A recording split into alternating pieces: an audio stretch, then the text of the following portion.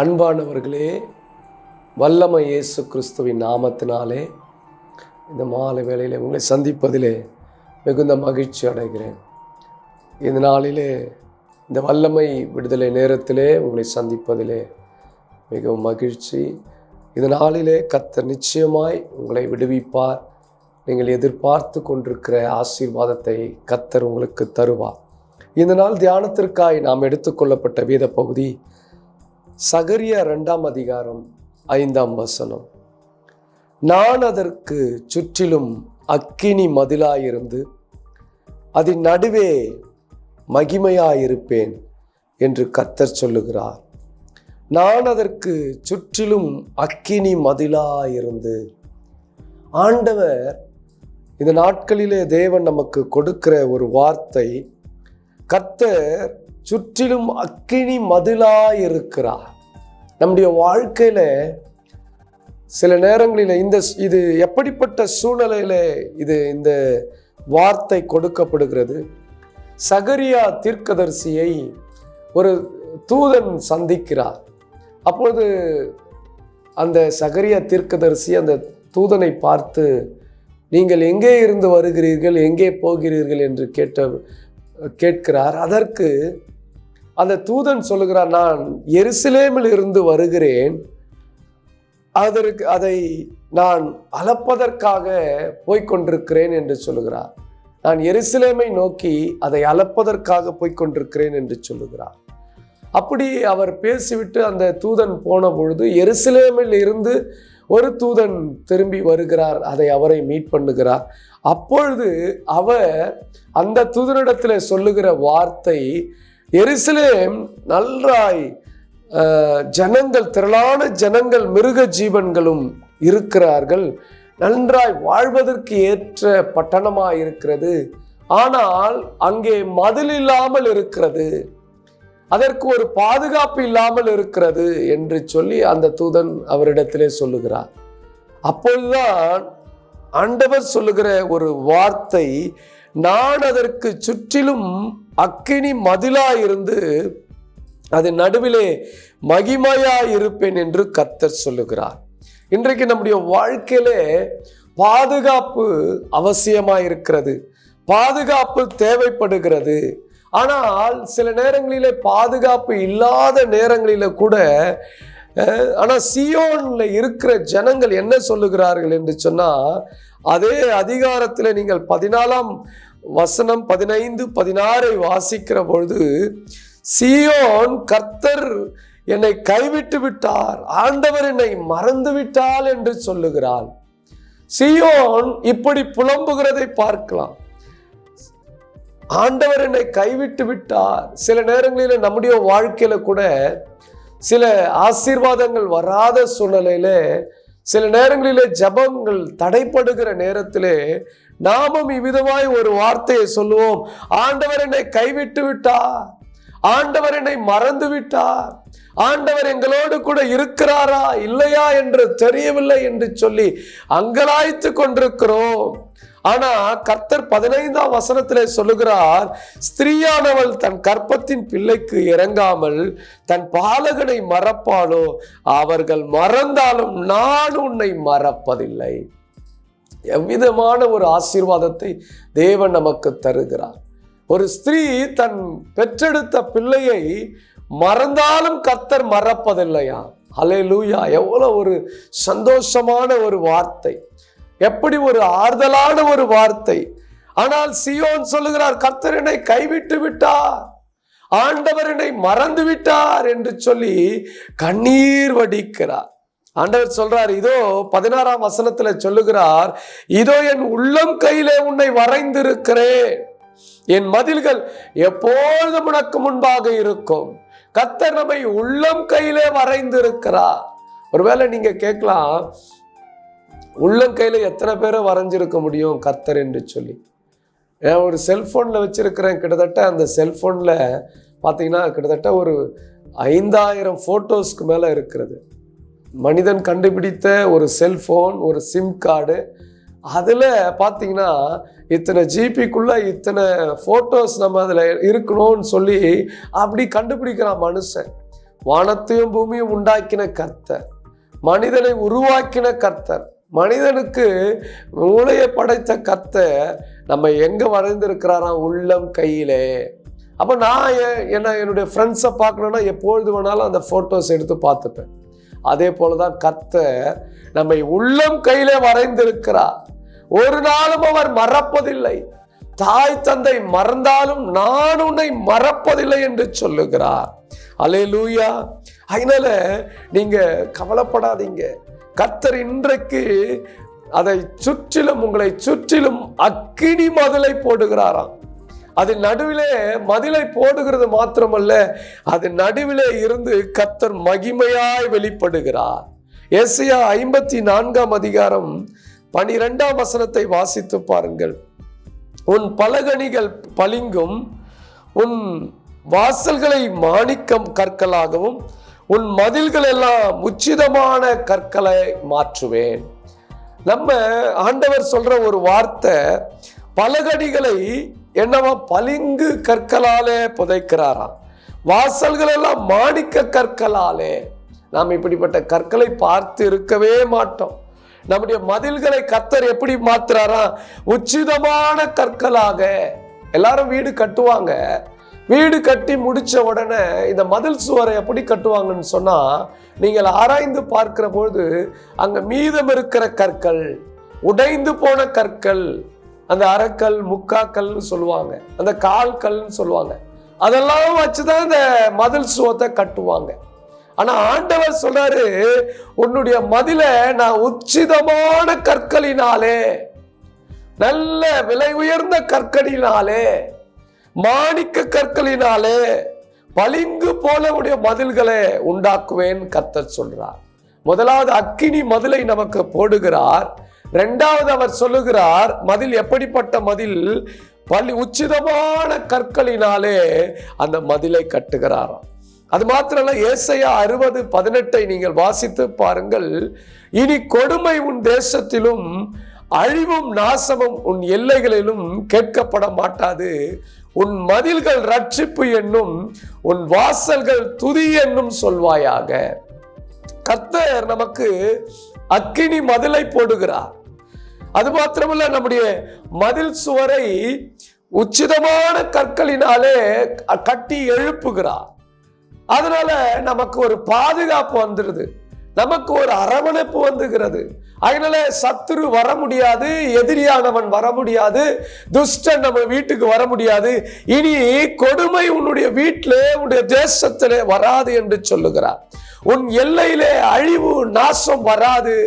சில நேரங்களிலே நம்ம சொல்லுவோம், ஐயோ என்னுடைய எல்லை முழுவதும் அழிவு இருக்கிறது, என்னுடைய எல்லைகள் முழுவதும் நாசமாயிருக்கிறது என்று சொல்லுகிறோம். ஆனால் கர்த்தர் சொல்லுகிறார், இனி உன்னுடைய மதில்கள் ரட்சிப்பு, நீதிமானுடைய கூடாரம் ரட்சிப்பின் கம்பீர சத்தம் உண்டாகும். அல்லேலூயா. நீதிமானுடைய வீடு எப்படி இருக்கிறதா? ரட்சிப்பின் கம்பீர சத்தம், எப்பொழுதும் துதி, எப்பொழுதும் பாடல்கள், எப்பொழுதும் கர்த்தரை உயர்த்துகிற துதி. அல்லேலூயா.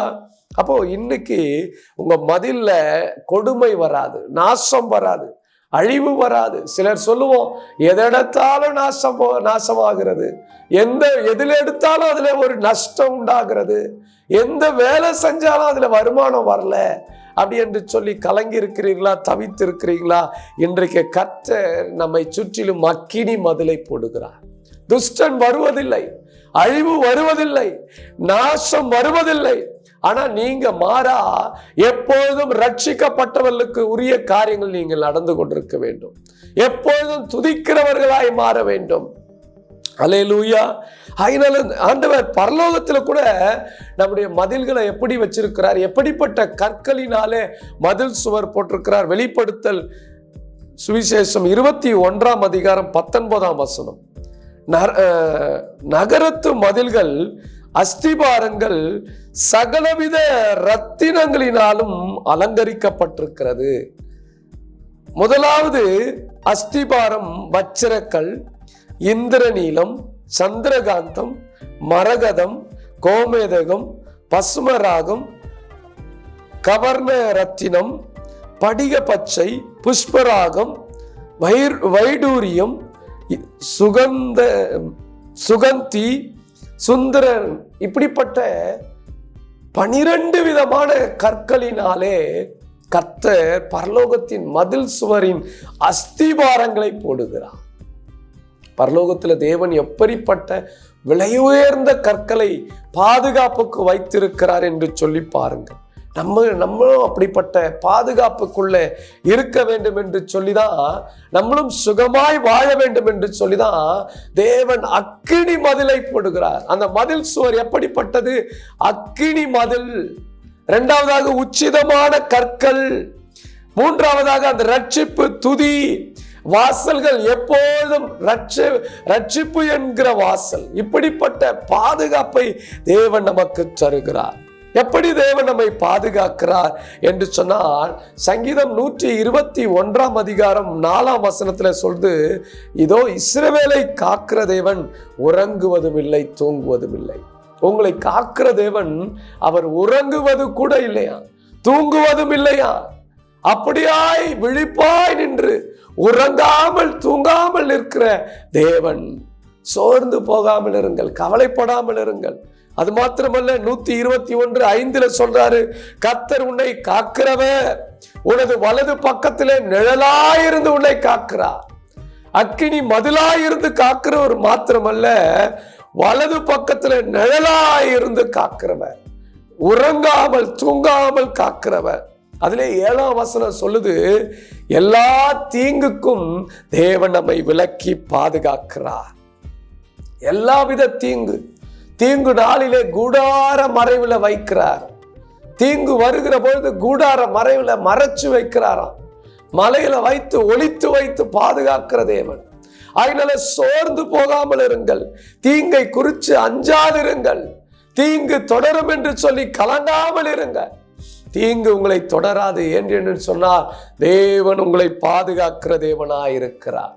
அது மாத்திரமல்ல, 7 சொல்றாரு, ஆத்துமாவையும் காக்கிறார். சில நேரங்களில் ஆத்துமா சோர்ந்து போயிடும், ஆத்துமா கலங்கி நிற்கும், ஆத்துமா எப்பொழுதும் தோய்ந்து போய்விடும். அதனாலதான் தாவீது சொல்லுகிறார், என் ஆத்துமாவே நீ கர்த்தரை ஸ்தோத்திரி, என் முழு உள்ளமே அவருடைய பரிசுத்த நாமத்தை ஸ்தோத்திரி. ஏன் ஆத்துமாவை அடிக்கடி பலப்படுத்தி கொண்டே இருக்கிறார்? ஆத்துமா கலங்காதே என்று சொல்லுகிறார் தாவீது.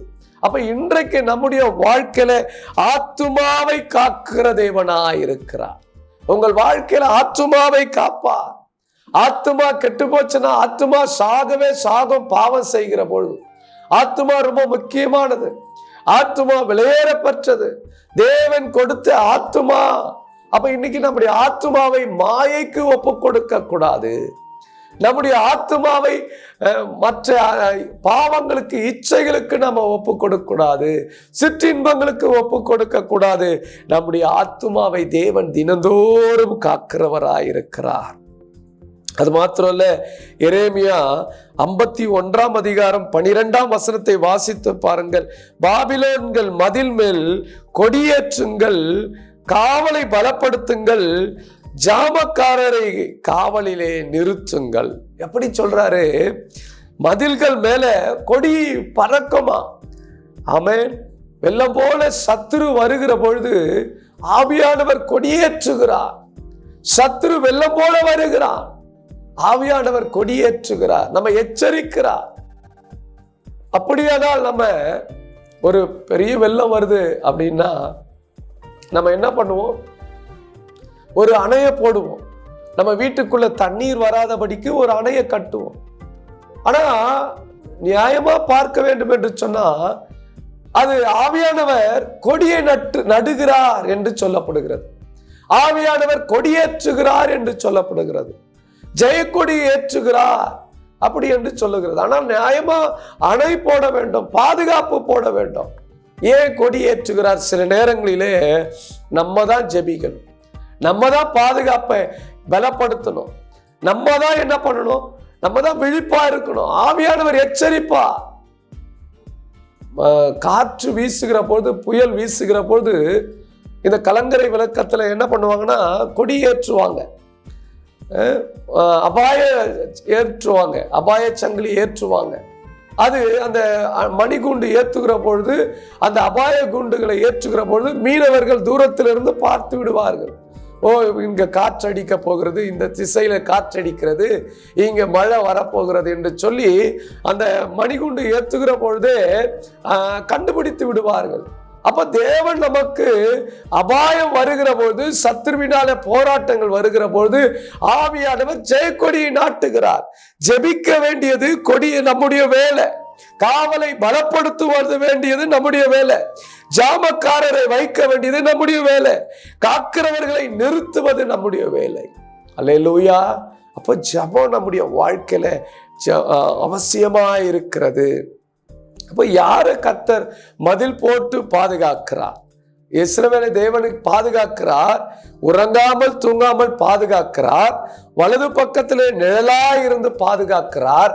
எந்த தீங்கும் அணுகாதபடி பாதுகாக்கிறார். ஆத்துமாவை பாதுகாக்கிறார். அப்புறம் 8ஆம் வசனத்துல போக்கையும் வரத்தையும் கர்த்தர் பாதுகாக்கிற தேவன். ஆனா யாரை கர்த்தர் பாதுகாப்பார்?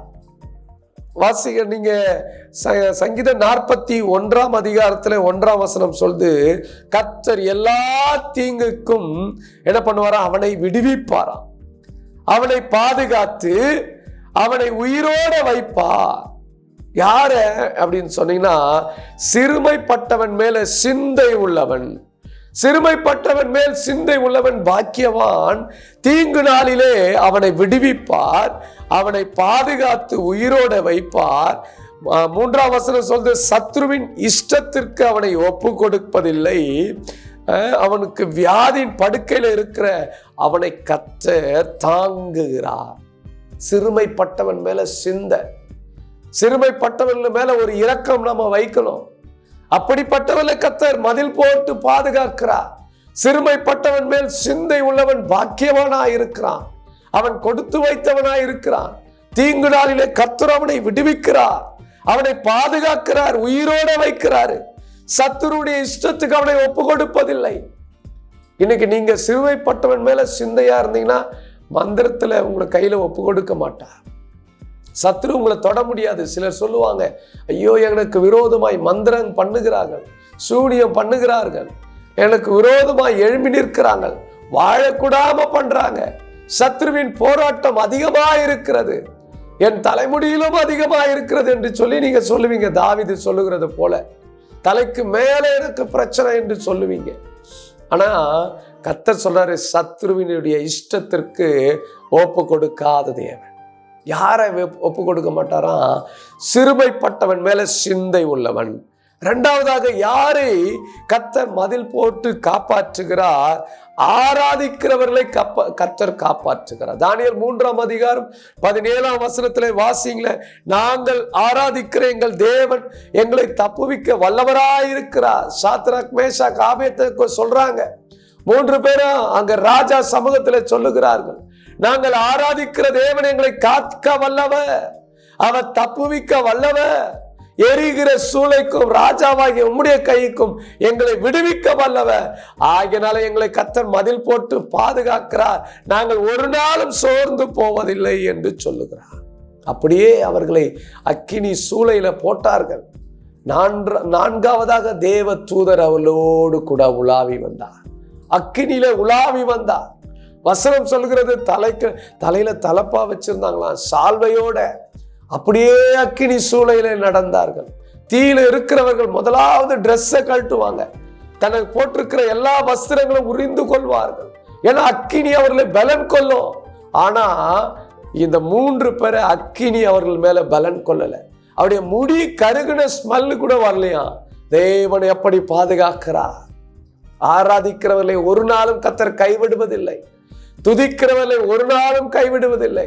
கர்த்தர் மேல் நம்பிக்கையா இருக்கிறவர்களை ஒரு நாளும் சத்ருடைய இஷ்டத்திற்கு ஒப்பு கொடுப்பதில்லை. 3ஆவதாக எப்படி தேவன் காப்பாற்றுகிறார்? தானியேல் 3 முறை தேவனை துதிக்கிறவனாயிருந்தார். 6ஆம் அதிகாரம் 14ஆம் வசனத்தை வாசிச்சு பாருங்க.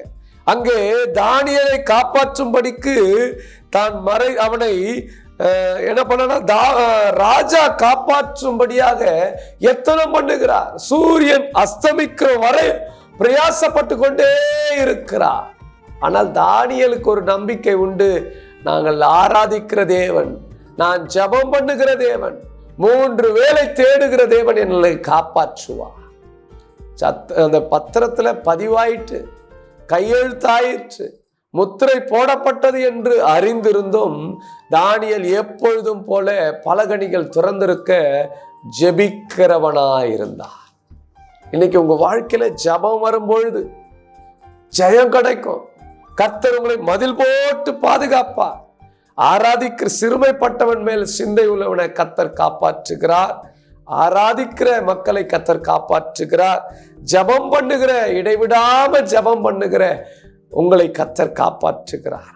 விசுவாசம் உள்ளவர்களையும் கர்த்தர் காப்பாற்றுகிறார். அப்போஸ்தலர் 28:3 நீங்கள் வாசித்து பாருங்கள். விறகுகளை வாரி அந்த நெருப்பின் மேல் போட்டு கொண்டிருக்கையிலே ஒரு விரியன் பாம்பு அவன் அனல் கொண்டு வந்து புறப்பட்டு அவன் கையை கவி கொண்டது. அப்போஸ்தலனாகிய பவுல் அநேக பாடுகளின் மத்தியிலே ஊழியம் செய்த ஒரு அப்போஸ்தலர். தண்ணீர் அங்க சமுத்திரத்திலிருந்து கப்பல் உடைந்த பிறகு தப்பித்து வருகிறார். அந்த குளிரின் நிமித்தம் விறகுகளை எடுத்து அதை அனல் கொள்வதற்காக அதை போட்டு கொளுத்துகிறார். பாருங்க என்ன நடக்குது. அங்கிருந்து ஒரு விரியன் பாம்பு வருகிறது. அவருடைய கையை கவி கொள்ளுகிறது. அப்படியே விஷம் உள்ள ஏறுவதற்காக எல்லாரும் பார்க்கிறார்கள். எல்லாரும் சொல்லுகிறாங்க, இவன் எப்படிப்பட்ட பாவத்தை செய்திருப்பான். இப்பொழுதுதான் சமுத்திரத்திலிருந்து தப்பி வந்தோம், கப்பல் சேதத்திலிருந்து தப்பி வந்தோம். ஆனால் இவனுடைய வாழ்க்கையில எப்பேற்பட்ட பெரும் பாவத்தை பண்ணியிருப்பான். ஆனா பவுல் தன்னுடைய வேலையை கவனித்துக் கொண்டிருந்தான். ஆண்டவர் அவனுக்கு சொல்லியிருந்தா, நாளைக்கு நீ ராஜாவை சந்திக்க நேரிடும், ராஜாவின் சங்கத்திலே நீர் பேச நேரிடும் என்று சொல்லியிருந்தார். அதை அப்போஸ்தலனாகிய பவுல் விசுவாசித்தார். விசுவாசிக்கிற பொழுது கர்த்தர் நம்மை பாதுகாக்கிறார்.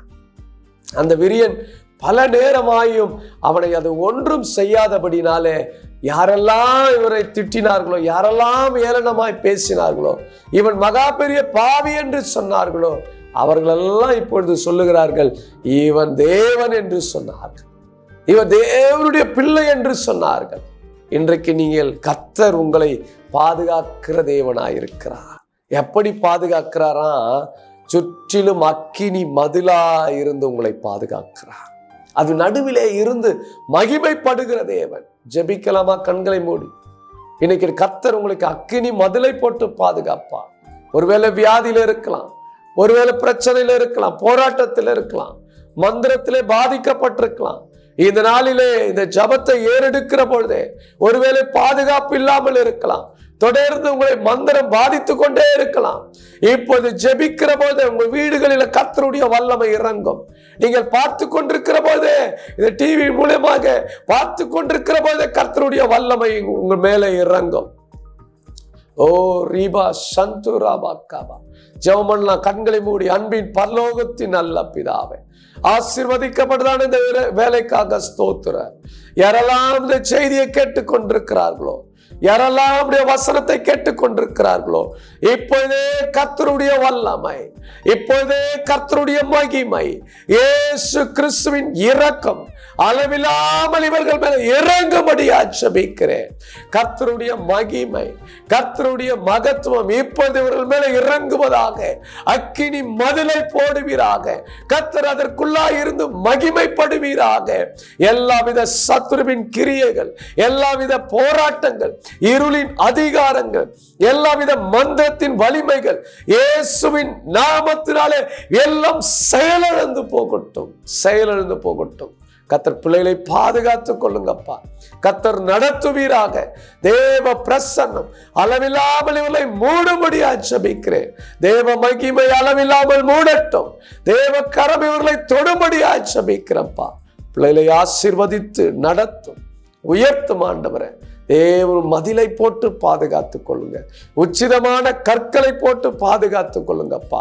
ஆண்டவரே, உம்முடைய கிருபை அளவில்லாமல் இவளை நடத்தட்டும். இப்பொழுதே யாரெல்லாம் வியாதியோடு இருக்கிறார்களோ, யாரெல்லாம் பிரச்சனையோடு இருக்கிறார்களோ, இப்பொழுதே சுகமாக்குற வல்லமை இயேசுவின் நாமத்தினாலே அந்த இருதய பகுதியில, வாழ்வுகளில கர்த்தருடைய வல்லமை இயேசுவின் நாமத்தினால, லிவர்ல கர்த்தருடைய வல்லமை, இப்பொழுது கர்த்தருடைய அக்கினி, கிட்னி பகுதியில கர்த்தருடைய வல்லமை, முழங்கால கர்த்தருடைய வல்லமை, எல்லா கட்டுகளும் உடைக்கப்படுவதாக. Sugar, BP நார்மலாகட்டும். பிள்ளை பாக்கியம் இல்லாதபடி ஆண்டவரே அழுது கொண்டிருக்கிற பிள்ளைகளை கர்த்தர் கண்ணோக்கி பாரும் ஆண்டவரே. ஆண்டவரே, திருமணம் ஆகாதபடி ஆண்டவரே போராடி கொண்டிருக்கிற எல்லா மந்திரத்தின் வலிமைகளை கர்த்தர் நிரவலமாக்குவீராக. அந்த பிள்ளைகளுக்கு திருமணம் நடக்கட்டும். கர்த்தர் ஒரு அற்புதத்தை செய்வீராக. இப்பொழுதே ஒரு வல்லமை இறங்கட்டும். எல்லா கட்டுகள், மாந்திரிக கட்டுகள் உடைக்கப்படட்டும் ஆண்டவரே. எல்லாம் எரிக்கப்பட்டு சாம்பலாய் போகட்டும். வேலை இல்லாம கஷ்டப்படுகிற பிள்ளைகளை கர்த்தர் வேலையை கொடுங்க ஆண்டவரே. ப்ரமோஷன் இல்லாம கஷ்டப்படுகிற பிள்ளைகளை கர்த்தர் கண்ணோக்கி பாருங்க. மேல் அதிகாரியினால உபத்திரப்படுகிற பிள்ளைகளை கண்ணோக்கி பாருங்க. குடும்பம் ஆசீர்வதிக்கப்படட்டும். குடும்பம் செழிப்பாய் மாறுவதாக. கர்த்தர் ஒரு பெரிய மாறுதல் உண்டாகட்டும். கர்த்தர் நடத்துங்க, விடுதலை கொடுங்க. அக்கினி மதிலாய் இருந்து பாதுகாத்துக் கொள்ளுங்க. இயேசுவின் நாமத்தினால கேட்கிறோம் நல்ல பிதாவே, ஆமென். அன்பானவர்களே, நிச்சயமாய் கர்த்தர் உங்களை விடுவித்திருக்கிறார், உங்களை ஆசீர்வதித்திருக்கிறார். நீங்கள் பெற்ற நன்மைகளை எங்களுக்கு தெரிவிக்க மறவாதிருங்கள். கர்த்தர் உங்களை ஆசீர்வதிப்பாராக. God bless you all. ஆமென்.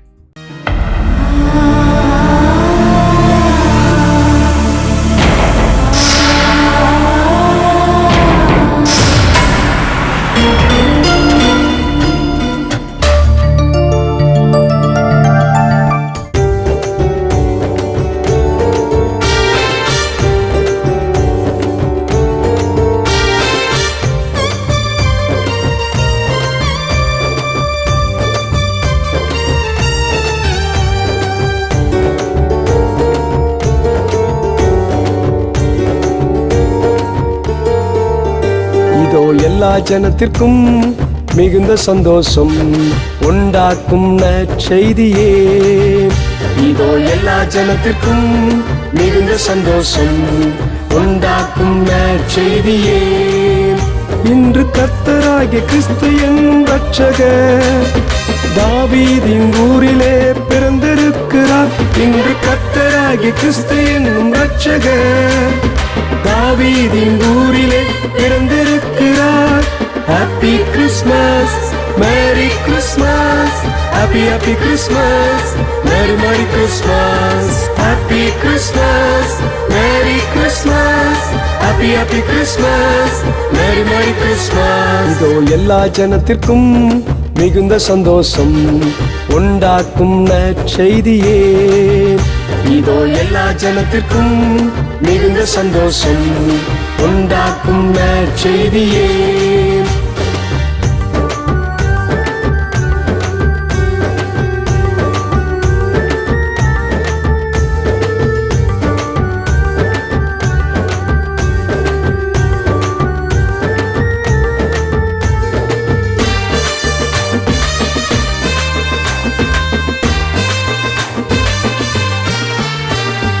உன்னதத்தில் தேவனுக்கு மகிமை, பூமியிலே சமாதானம் பெருகுவதாக.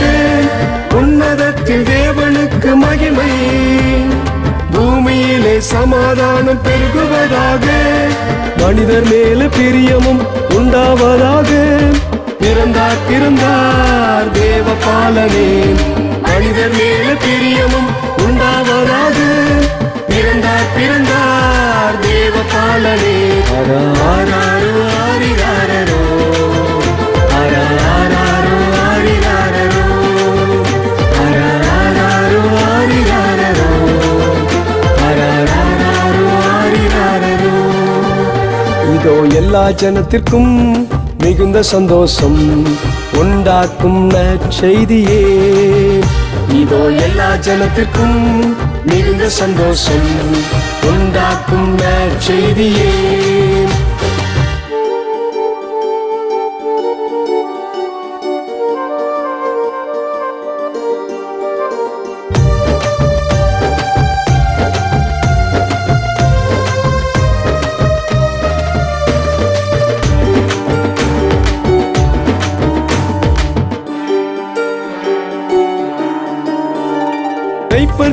மெய்ப்பர்களே பயப்படாதீர்கள், சாஸ்திரிகளுக்கு வழிகாட்டிய நட்சத்திரமே. மெய்ப்பர்களே பயப்படாதீர்கள், சாஸ்திரிகளுக்கு வழிகாட்டிய நட்சத்திரமே. மெய்ப்பர்களும் சாஸ்திரிகளும் வணங்கி நின்றாரே, பிறந்தார் விண்ணக தேவன். மெய்ப்பர்களும் சாஸ்திரிகளும் வணங்கி நின்றாரே, பிறந்தார் விண்ணக தேவன். ஆராரோ ஆரிராரோ, ஆராரோ ஆரிராரோ, ஆராரோ ஆரிராரோ, ஆராரோ ஆரிராரோ. இதோ எல்லா ஜனத்திற்கும் மிகுந்த சந்தோஷம் உண்டாக்கும் நற்செய்தியே. இதோ எல்லா ஜனத்திற்கும் மிகுந்த சந்தோஷம் உண்டாக்கும் நற்செய்தியே. இன்று கர்த்தராகிய கிறிஸ்து என்னும் இரட்சகர் தாவீதின் ஊரிலே பிறந்திருக்கிறார். இன்று கர்த்தராகிய கிறிஸ்து என்னும் இரட்சகர் தாவீதின் ஊரிலே பிறந்திருக்கிறார். Happy Christmas, Merry Christmas, Happy Christmas, Merry Christmas, Happy Christmas, Merry Christmas, Happy Christmas, Merry Christmas. இதோ எல்லா ஜனத்திற்கும் மிகுந்த சந்தோஷம் உண்டாக்கும் நற்செய்தியே. இதோ எல்லா ஜனத்திற்கும் மிகுந்த சந்தோஷம் உண்டாக்கும் நற்செய்தியே, உண்டாக்கும் நற்செய்தியே, உண்டாக்கும் நற்செய்தியே, உண்டாக்கும் நற்செய்தியே.